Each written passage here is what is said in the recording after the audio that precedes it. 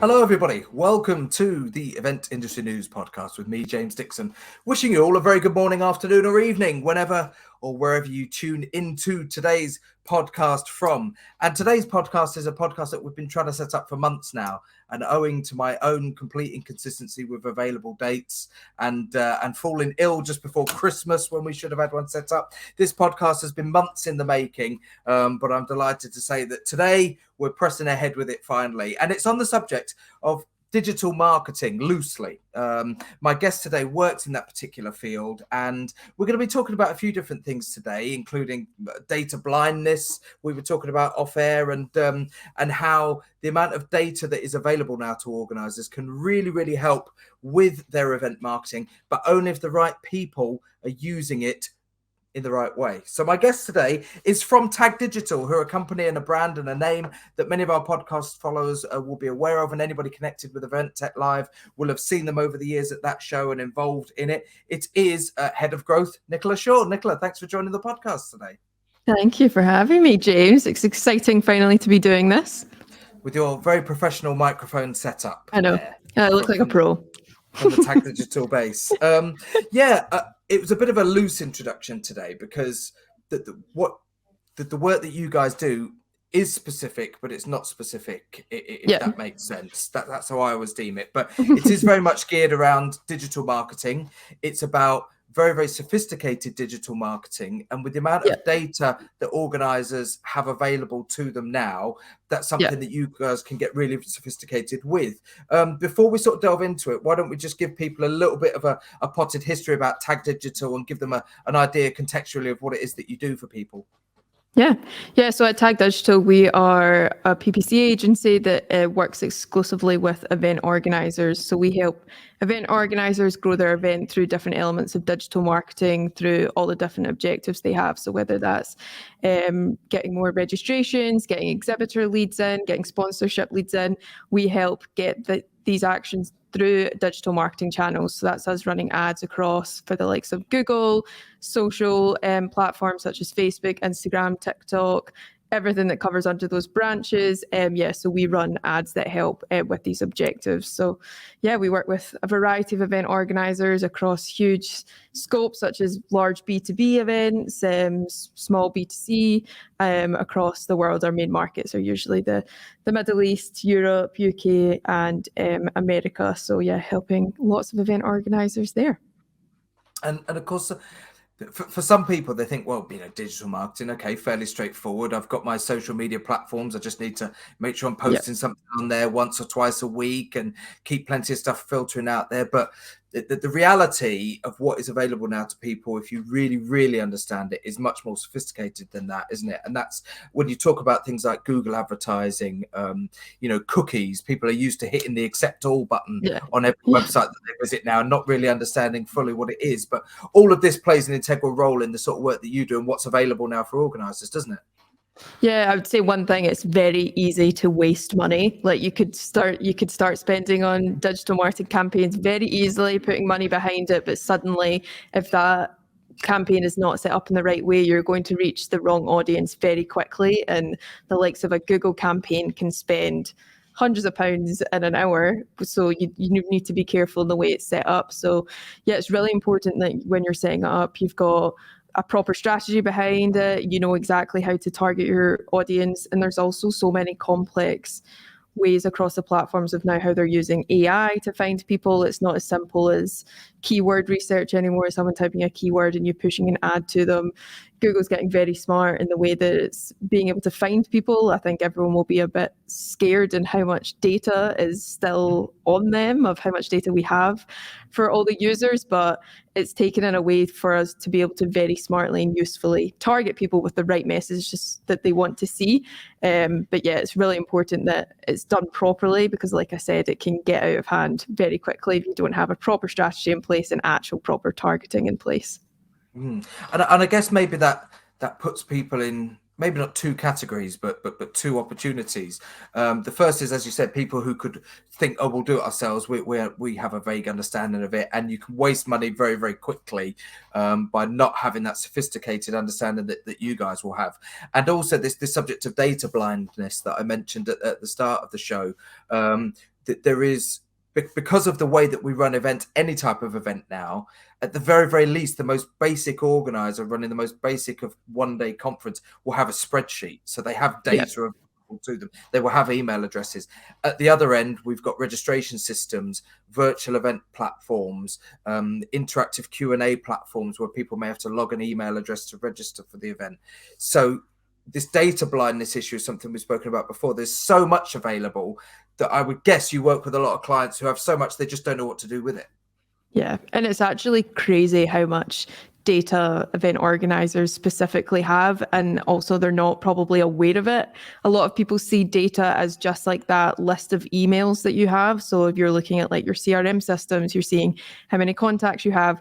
That's one source of data, but you also have so many other touch points. For example, at the moment, you still have the volume of users that are in your cookies list. So that's people that have accepted the cookies on your website. That's data there. You also have people that have interacted with your social media pages, like your followers. Also, if you're running campaigns, you've got people that have interacted with your ads or watched your videos. If you've got a YouTube channel, it's the people that have viewed your videos. All of this is data that can be utilized. It doesn't just need to be first party, even though I will fully shout that first party data is the most important data you have. So that those emails, the lists you have are so valuable. Obviously, everyone's now saying that data is more valuable than oil. So you need to be utilizing these data lists that you have, but there's also lots of other touch points that event organizers are sitting on and they're not using. They might be using it in their campaigns. There's one element to use it is using those data lists when you run digital marketing campaigns, uploading them to the platform to make sure you're targeting these users. But the biggest gap that event organizers have is that they're not making money off the back of this data list. Like I said, how valuable data is, and we have a service that goes down the route of actually making money off of your data that you have here. And like, I'll go into a bit more detail from our side. We call it audience extension.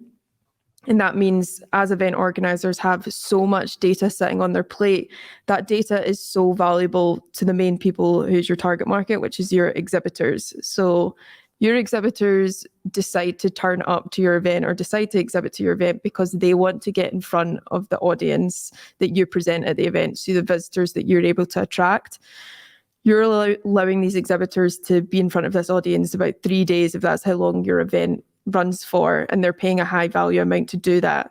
And what we're saying is, imagine giving your exhibitors the opportunity to then continue to market to this audience at a premium rate by being able to target the data that you own.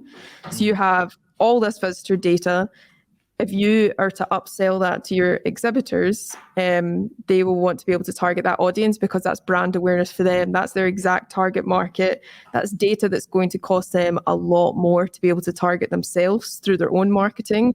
So being able to upsell this to your customers is a huge way to be able to generate revenue out with just your 3 days of the events, and you can continue to sell this product to them throughout the entire year. And that understanding of data, I suppose, is where, as an industry, people have slowly but surely had to shift their understanding and how they sell things fundamentally. Yeah. Because historically, salespeople who are selling an exhibition would sell the exhibition. They would say, do you want to come and exhibit at our show? It's 2 days, it's 3 days. This is the audience that we'll bring there on those days. And that particular strand of the events industry is still very much geared up around selling the event, selling the 3, rather than selling the brand, the show as a brand. Do you want to buy into our brand? Here is the exposure we can give you through that brand. And and I think that shift is happening, but it's probably slower than people realize they could be going because of the opportunities that are available. Yeah, and I think that's the hardest part that we've seen around it is really the sales teams that are selling exhibitor stands are still quite traditional. Obviously, their main targets are normally around exhibitor sales, like with the stands. So it's shifting them into a digital mindset and educating them in a digital product is something that's been a challenge. But once it's understood, it like just takes off so quickly. one of the main things is that people are seeing as the easiest way is actually to incorporate like some form of like digital sales package within an exhibitor stand sale. So for example, if you're like, you can get an exhibitor stand for X amount of value, and then if you want this add-on package, it's like an additional like £2,000 if you want to then market to the audience for another 30 days after the event. And it can be easy as that, being like, we'll give you a stand for 3 days at the event, and then for the next 30 days you can then target the audience with whatever message you want to push out to them, and that's you just upselling it because it's so much cheaper for you and you're just made like easy money off the back of it. And that extends further, doesn't it, into these always on marketing campaigns and strategies that are now being implemented, because I guess there's a number of reasons for that. I'm sure you can tell us some of them, but one of the most obvious ones to me is just the sheer amount of media that people have access to nowadays, that you can't just have that sort of 16-week build up to an event anymore. Yeah, and that also kind of ties into the importance of data. Like the reason that we pretty much tell all of event organizers that they should have campaigns running throughout the year and not just, like you said, those 16 weeks, is to make sure that you're constantly gathering data, because we are going down a route where everything is getting more private, and there's lots of rules and regulations that are coming into place. Google will eventually, whenever they make up their mind, will be getting rid of cookies, which will limit the amount of data that we do have access to. So it's more important than ever, not only that you're pushing your brand throughout the entire year, but that you're gathering data and fresh data, because your data can get out of date very quickly. So you may have an email list, but if you don't update that within like the 12 months between event dates, then it can quite easily become out of date. So having a campaign that's running and that's gathering data through different elements of like lead generation, that is the most important reason why we say your campaign should always be live. Just expand a little bit, if you could, and if you don't mind, on what you just mentioned there about Google getting rid of cookies, because I have a vague understanding of what they are. Like many people, a vague understanding. The thing pops up on a website, you accept it. We know that it's a tracker of some description. Everybody's looked for a holiday, got on Facebook, and seen that holiday pop up on the right hand side. Somewhere else. So we've all been there. But when you just popped it, threw that hand grenade in there, that Google maybe get rid of it. What does that actually mean? How much control do they have over cookies? Well, cookies are Google, so a whole control. So it's their product that they've put on. So yeah, it's one of these things that's a very hot topic, but it's also a topic that doesn't have a lot of clear answers yet because of what's ongoing. But yeah, so when you accept the cookies, obviously that's you giving the permission for that website to then track and be able to promote ads to you across websites. So that's why if you're like bangs or looking at something to buy and then you go onto a different website, it's then following you around, is because you've accepted the cookies to be able to do that. And 9 times out of 10, like, you have to accept the cookies to get onto a website and things like that. So they've manipulated users very well to do that. But because of all the new privacy laws that have come in, obviously, if anyone's aware of the iOS 14 update, made a lot of regulations in terms of you have to accept tracking. Meta's also brought out a lot of regulations around tracking as well, that you have to accept it first before you're able to do it. So Google for a few years now have been saying that cookies will become obsolete.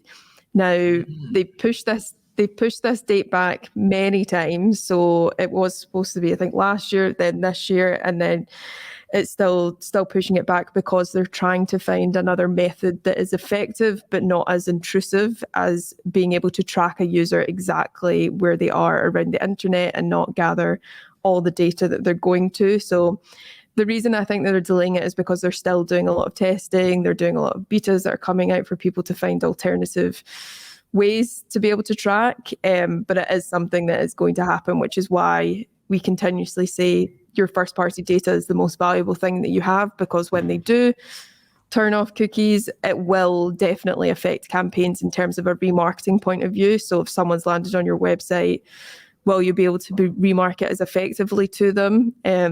That's something that's still unclear, but it's something that's still a future issue, but it is coming.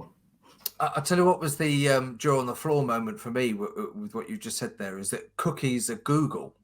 I just thought they were a generic thing, for website traffic. So cookies are Google. So does that mean that if I'm using Bing as my search engine or my, that wouldn't, there are no cookies on there?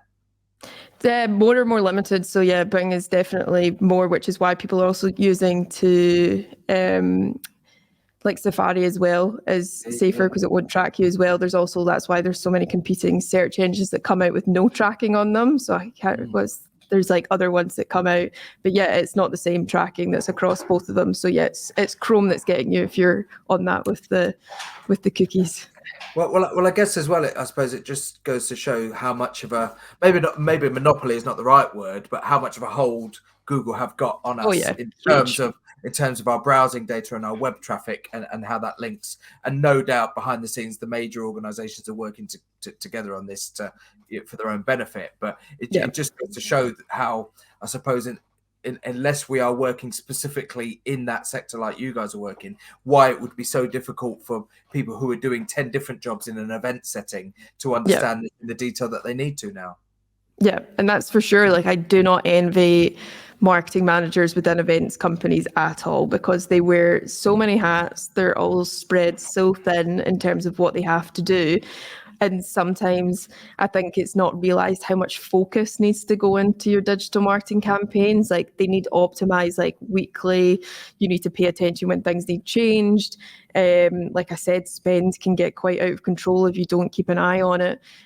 So that's why having at least an agency, like we name ourselves as like being just like part of your internal marketing team that's just focusing on the digital. So we like to like integrate ourselves into the teams that we're working with to make sure, because we know that our marketing managers that we're working with within event companies know the event the best, they know the brand, they know their customers, whereas from our side, we know digital marketing the best, we know the strategy and how to reach them. So having an integrated approach with an agency or a freelancer or anything is the most important thing you can do, because my experience within the events industry, the worst thing you can do is find an agency that take your digital marketing and then you don't hear from them for like the 16 weeks. And then they then turn up with the results at the end and go, this is the outcome, because the events industry is so different. Everything's changing constantly. You've got new speakers, you've got exhibitors being released, you've just got updates that need to be changed. Sometimes like there's a logo somewhere that isn't supposed to be somewhere and everyone panics.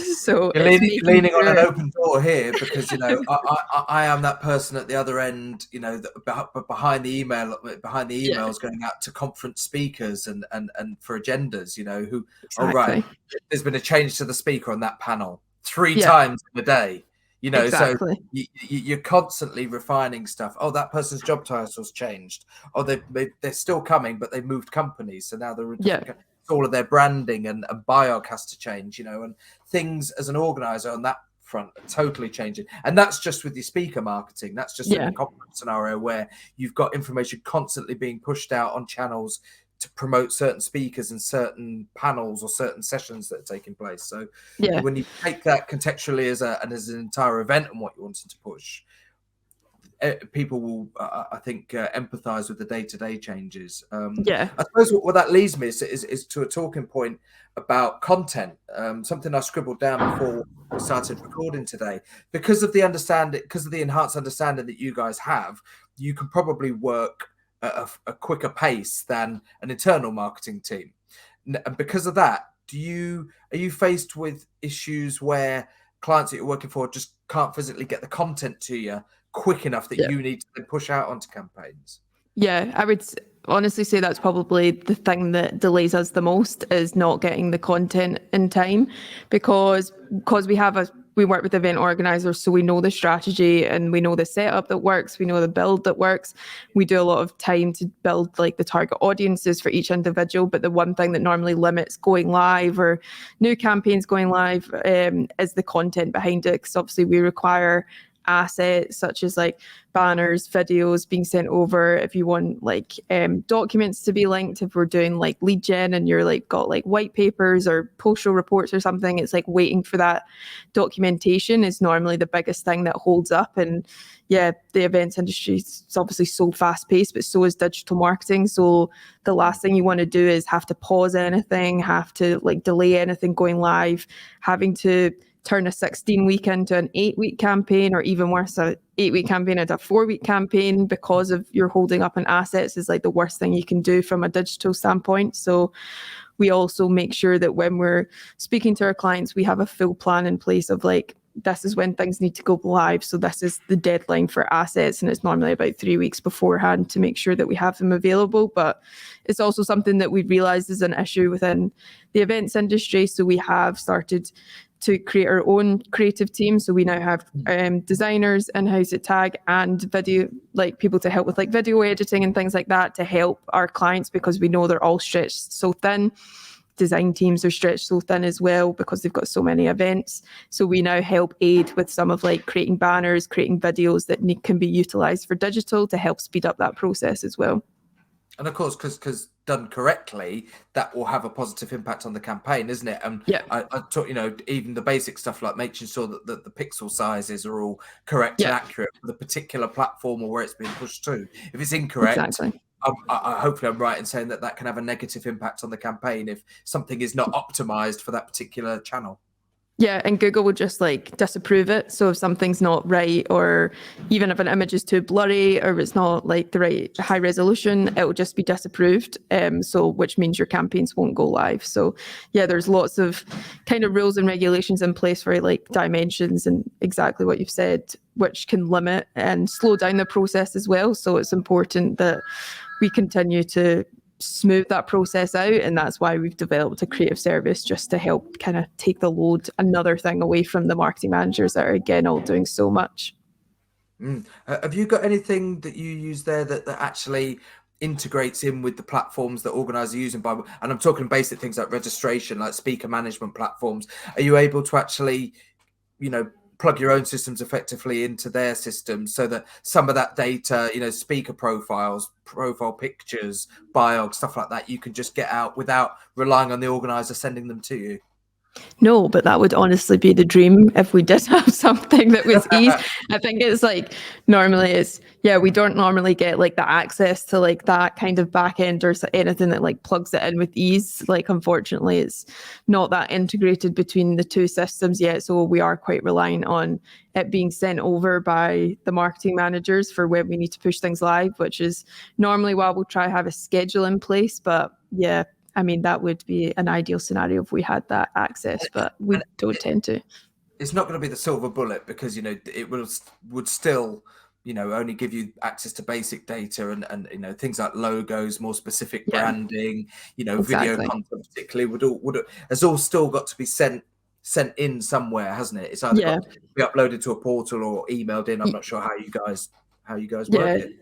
Yeah, so it still needs sent over to us. Like, we have like communication threads that we use between the technical team, and it needs sent in, and then we need to upload it to the platform either way, because it needs to be like attached to ads, and the copy needs to match. And I think that's one of the also things that delays it, maybe people don't realize, is we can sit and wait for like weeks for images or banners to be sent over. And I think people don't understand the delay process, because we need those images to match like the copy that we're pushing out. So until we have those images, we can't write copy, because there's no point writing copy to an image that makes no relation to each other. So it's just a picture. It's just a random image. Shout out to the 3 loudest sneezes in the world as well. whoever that was in the office. What an amazing hat trick of sneezes there for anybody who caught that one in the background. That's the downside. That's the downside of having a really good microphone, you see. There you go, picks up everything. It picks up everything. Yeah, the content, as I said, I don't do your job, so I can only sort of presume to know a little bit and maybe guess about some of the sort of pain points that you've got. But the content one instantly struck me, that no matter how sophisticated the understanding of the platforms, the channels, the back end of things, how Google works, the analytical data, is that without that content, you've got nothing, and that to me, particularly for the always on campaigns, I work with a lot of different companies and businesses and clients, and I've worked for myself over 13 years now. So as a freelance, I've seen companies firsthand who just think, well, what can we put out there? We've not put anything up in a few days on our channels. What do we do? How much of that sort of creative consultancy do you offer now? Have you tried to avoid it and just stick to the core of what Tag Digital do, or are you also helping clients actually come up with some of that content and generate ideas? We normally share from a perspective of what works in terms of, especially if the objective is like lead building or like, they're trying to get like emails in exchange for like actual pieces of content in terms of like a creative point of view. So like the videos and the images that are pushing out, we will always like guide event organizers on what's actually working. So sometimes they can send stuff over and we'll be like, it's not best practice, it's not going to work for this type of channel. We have like a massive deck that goes into like creative best practices for each channel, and it has like lots of examples that we've built ourselves from our own creative team in terms of like exactly what your video should be like, exactly what your banner should look like. And yeah, from an always on perspective, we normally give suggestions on what the content can be like. 9 times out of 10, it depends industry to industry, like what would keep your industry engaged like throughout the year. It can just be like industry reports, it can even just be like blogs, webinars that you're doing, any form of like white paper report. It doesn't need to be anything fancy. It could just be like a short, like 3-minute blog. But it's making sure that you're continuously actually engaging with this audience. Because one thing with Always On that I say is you've just spent a whole amount of money for 16 weeks targeting an audience. They then turn up to your event, which is amazing and is the objective.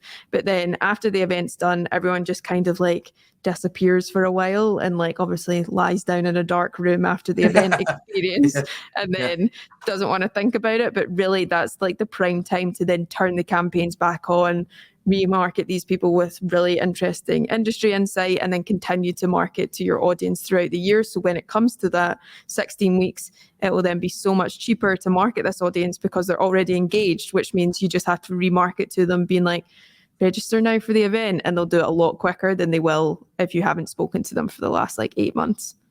Well, that brings me to my sort of next talking point or grenade to throw into the conversation, which is about timings, you know, and I think back to sort of the classic advertising of the 80s when I was a kid growing up, and when you were watching children's TV between 3:30 and 5:30 when you got in from school, the advert breaks would only be toys and kids related stuff. They would bombard you with it. There wouldn't be a Wallace Arnold coach tour advert between 3:30 and 5:30 because it was peak kids viewing time.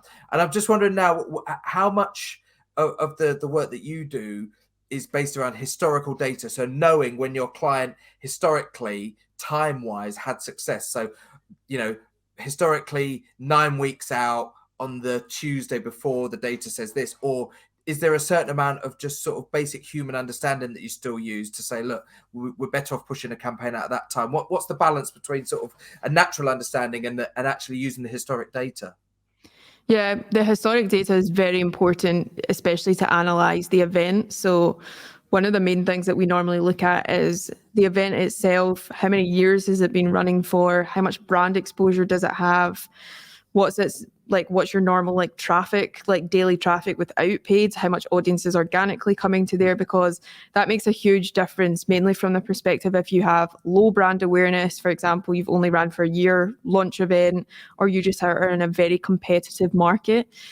It's very important that the campaign is in longer, because it's going to take a long time for that audience to integrate within, to like, obviously we are always talking about the marketing funnel, but obviously that people at the top of the marketing funnel are people who have no idea who you are, haven't heard about your brand before, are in your target market, but you need to integrate them in. You need to spend a lot more time to do that. So that's normally where we're thinking about a 16-week campaign, because there's a lot of time that you need to bring that audience into your marketing funnel to then continuously remarket to them over a 16-week period.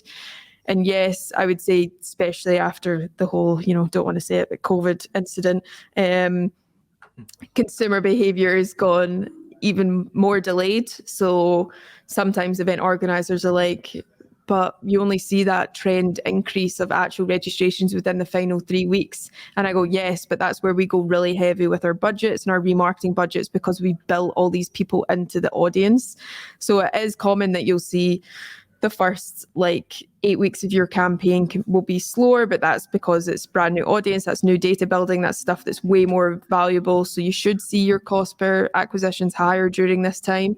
And then the final 3 weeks is where you're really much going to see the registrations come in. And that's where all your efforts for the last 10 weeks have really paid off, because everyone's now deciding to register. I mean, all these people know that they're coming to your event, but they just don't take the action until like the final 2 weeks, which is very frustrating from an event organizer point of view. But unfortunately, we can't change consumer behavior as much as we want to.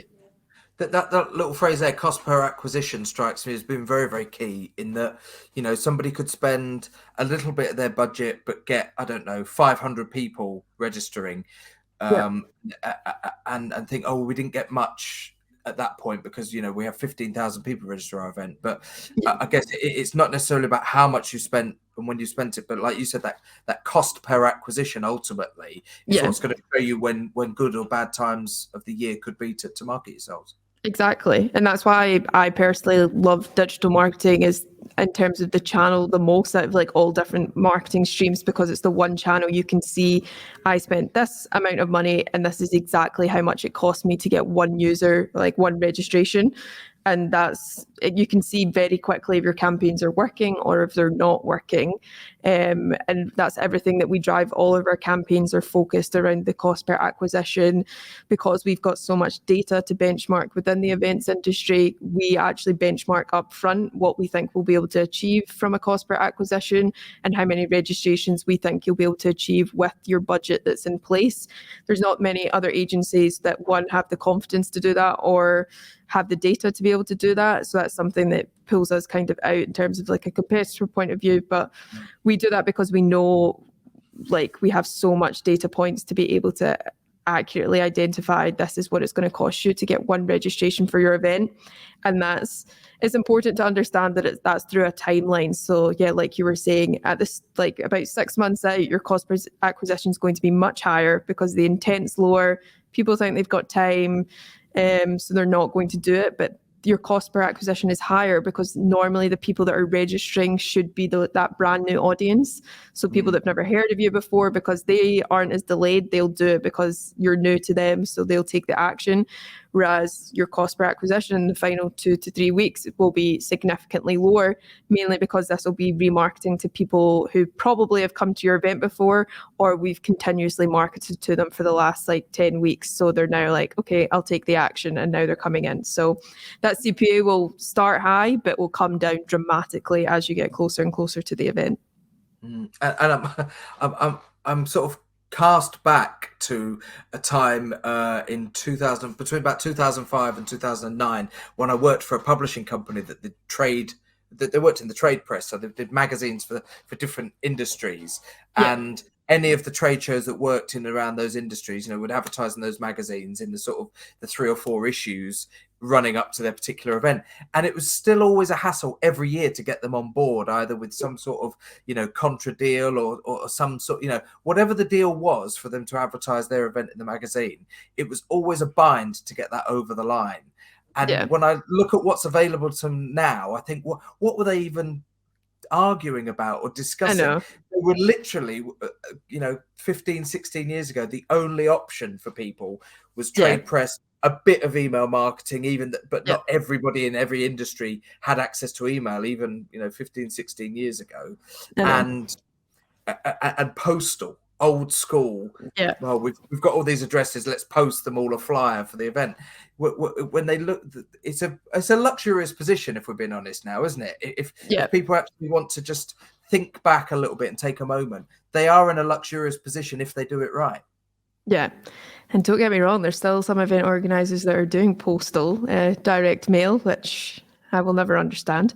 But in a market that's driven at the moment by sustainability as well. Exactly. And are still sending out 10,000 flyers to try and have no idea if it actually works. That's the one thing that I guess you can put like promo codes and stuff on them, but like 9 times out of 10, like you have no idea if it's actually working, which is, I mean, marketing channels that are available at the moment there's so many, and it just continuously is growing. Like there's other things that we can now get involved in. Obviously, connected TV is a big one that's starting to come back. So obviously, TV advertising is very old school now, but it's now coming to the point where it's being taken over from a digital perspective. So it means you don't have to just rely, like you were talking about, putting your TV ad at a specific time during the day. You can now do connected TV ads, which means you can actually put an audience behind them. So it means you can actually put your ad onto people that are actually interested in what you're doing and not just like pushing it out there and seeing if it sticks. So that, like large digital billboards, audio ads, everything's getting smarter and everything you can put audiences behind now. So it's really interesting the route that it's going down, and there's just so many channels. So I'm not surprised if some people are overwhelmed at the moment. That's a whole other topic, isn't it, now? Because, this is a podcast, and anybody who listens to podcasts knows that at the top end of the podcasting game now, you've got businesses who are doing, the bigger podcasts with millions of followers, where it's all about targeted advertising. Who are our audience? What's the subject matter of the podcast? And which advertisers does that make it an attractive proposition to? Exactly.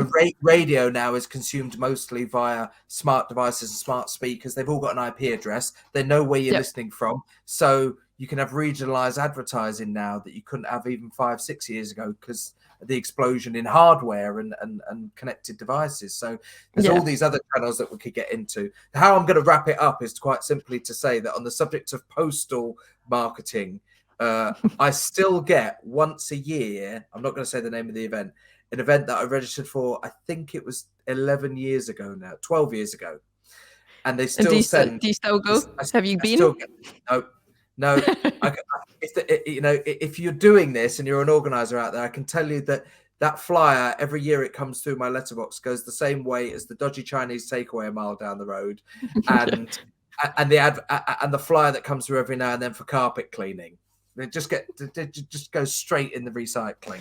I'm never going to go to their event because of that flyer that comes through the door. Honestly, it's a huge waste of money and so unsustainable for the route that the events industry is supposed to be going down. So, any event organizer that still does direct mail, I'm honestly like, why? How do you know if that is working or not? And I'm just like, can we take that budget and put it onto digital, please? Because I'll be able to get you probably 30% more registrations than you're currently experiencing. Come on, let's get with the program, people. Most people's grandparents have got an iPad now. Exactly. They've got a smart TV at the very least that's connected. So, come on, drag yourselves into the 21st century. We've been talking on the podcast today to Nicola Shaw from Tag Digital. She is Tag Digital's head of growth about, all sorts of various stuff, always on campaigns, data blindness, and how they can really bring a level of sophistication to the marketing process now for event organizers, given the amount of data that they have available to them. Nicola, before we let you go and head back to that deep world of analytics and data and advertising and marketing, if people want to find out about what Tag Digital are up to, what are your own channels, where can they find you? How can they get in touch? Yeah, I mean, you can find us anywhere because we are digital marketing people anyway. But tagdigital.co.uk for all of our services information. You can get us on Instagram, LinkedIn, TikTok, Twitter. Come see what all of our office parties look like on TikTok. And you can contact me directly at nicola@tagdigital.co.uk. Really, if anyone needs any support with any form of marketing, if you're an event organizer, please reach out, because we know it's a bit of a struggle out there and everyone needs support, especially from a digital marketing point of view. So we're more than happy to help. Get a professional in. That's always exactly. The best advice. Get somebody that knows what they're doing, because you'll spend twice as much doing half the job. Yeah.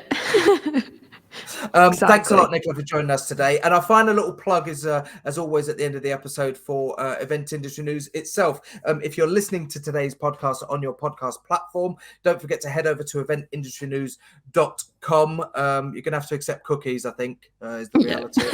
But head over to eventindustrynews.com. You've got all the latest news, features, special supplements. Of course, the Event Industry News A to Z supplier directory. If you're looking for a supplier, a service, a piece of equipment, anything like that, depending on what type of event you're organizing, chances are you can find it on the A to Z supplier directory, as well as video versions of all of our podcasts. Of course, if you're already there watching today's video, thanks very much as always for tuning in. And don't forget to go in the opposite direction and make sure that you subscribe from wherever you get your podcasts from to the audio versions of the Event Industry News podcast, which brings us to the end of today's episode. Thanks again to Nicola over at Tag Digital. Nice to speak to you today. We'll see you on another episode hopefully soon, and it won't take 6 months or so to try and sort out the next one. But we'll wrap up for now, everybody. Thanks for tuning in, and we'll see you soon. Goodbye. Thanks.